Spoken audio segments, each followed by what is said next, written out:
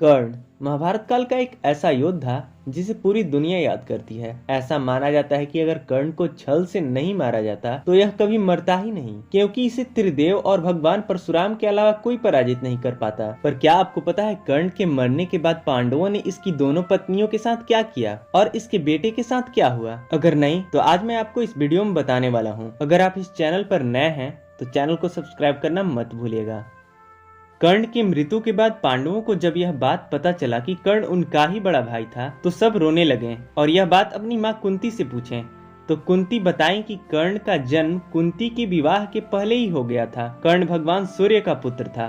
जब इसका जन्म हुआ तो कुंती समाज के डर के कारण इसे गंगा नदी में प्रवाह कर दी, जिसके बाद कर्ण का लालन पालन एक सूत के घर हुआ। कर्ण के जन्म के साथ ही इसका दिव्य कवच था। वैसे तो कर्ण द्रौपदी को चाहता था, पर स्वयंवर में द्रौपदी ने सूत पुत्र कहकर कर्ण को स्वयंवर में भाग ही नहीं लेने दिया। कर्ण की दो पत्नियां थीं, रुसाली और सुप्रिया।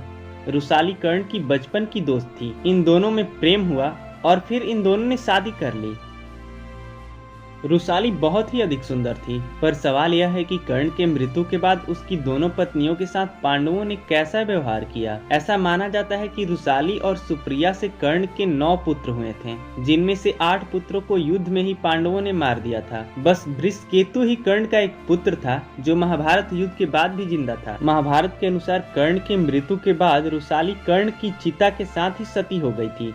बची सुप्रिया। वैसे तो सुप्रिया का जिक्र महाभारत में बहुत ही कम किया गया है, पर ऐसा माना जाता है कि कर्ण के मृत्यु के बाद सुप्रिया को पांडवों ने अपने साथ हस्तिनापुर ले गए और सम्मान पूर्वक उसको रानी की तरह आदर देने लगे। वहीं कर्ण के पुत्र बृषकेतु को अर्जुन ने अपने पुत्र की तरह पाला और उसे धनुष विद्या का ज्ञान दिया। अर्जुन के साथ मिलकर बृषकेतु ने कई युद्ध लड़ा और विजय भी प्राप्त हुआ, जो एक बहुत ही शक्तिशाली योद्धा था।